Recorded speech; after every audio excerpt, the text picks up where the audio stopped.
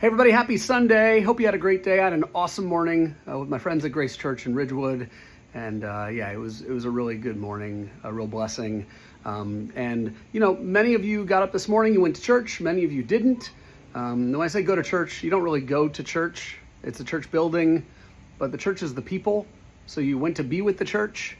But, church and, the practice of our faith sometimes can fall into this weird battle between following God and following what he calls us to and religion.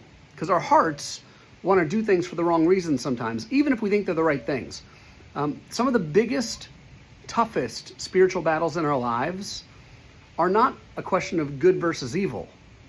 Sometimes it's a question of good versus God, which is a wild thing, but sometimes it's the case. In 1 Samuel chapter 15, God goes to Saul and he gives him clear instructions. Saul was the king.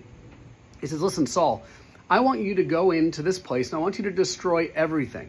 It was opposed to me. I just want you to destroy everything. And so Saul hears that instruction, and instead of destroying everything and following what God told him to do, he instead saved some of the cattle, saved some of the animals, and God knew he did, and God approaches him and he's like, listen, what are you doing? He's like, well, I'm just following what you wanted me to do. And he's like, no, you're not. You didn't do what I asked you to do. And Saul's answer was really interesting because he was like, but I'm going to use these animals for sacrifice. It's for worship. I did it to please you. And God is like, listen, why would you think that would please me? I gave you instruction. I love God's response to Saul. Has the Lord as great delight in burnt offerings and sacrifices as in obeying the voice of the Lord? It's like, listen, you might have saved those for a sacrifice, for your religious practice, because you thought that would please me. What pleases me is listening to what I'm telling you and doing what I ask you to do because you love me. That pleases me. Sometimes we sacrifice obedience for religion. Now listen to me.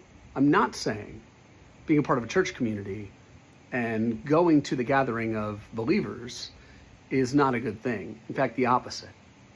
But our hearts have to be right. They have to be good.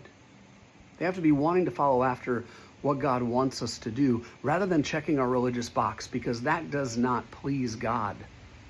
Religion does not please God. Our hearts devoted to him is what he wants. He wants relationship. He wants our hearts. He wants our desires. He wants our lives. Good challenge today. Have a great day, everybody. See ya.